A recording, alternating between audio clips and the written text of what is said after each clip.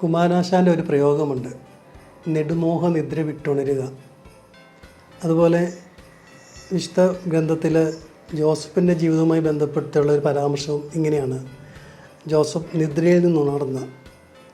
ഈ രണ്ട് ഭാഗങ്ങളിലെയും നിദ്ര എന്ന പ്രയോഗം കേവലം ഒരു പകലത്തെ അധ്വാനത്തിന് ശേഷം രാത്രിയിലുള്ള ഒരു വിശ്രമം എന്ന രീതിയിലുള്ള നിദ്രയായിട്ടല്ല കണക്കാക്കേണ്ടത്. അതിനപ്പുറം അതൊരു ഉൾവെളിച്ചമോ ആത്മജ്ഞാനമോ ചില തിരിച്ചറിവുകളിലേക്കുള്ള ഉണർവായിട്ടാണ്.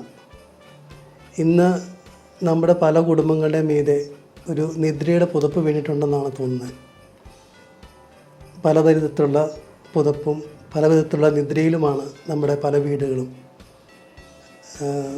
ഉദാഹരണം പറയുകയാണെങ്കിൽ മദ്യപാനത്തിൻ്റെ നിദ്ര, വഴിവിട്ട ബന്ധങ്ങളുടെ നിദ്ര, സ്നേഹരാഹിത്യത്തിൻ്റെ, തെറ്റിദ്ധാരണകളുടെ, വെറുപ്പിൻ്റെ, വിദ്വേഷത്തിൻ്റെ, ഇങ്ങനെ പലതരം നിദ്രകളിലാണ് നമ്മുടെ പല കുടുംബങ്ങളും.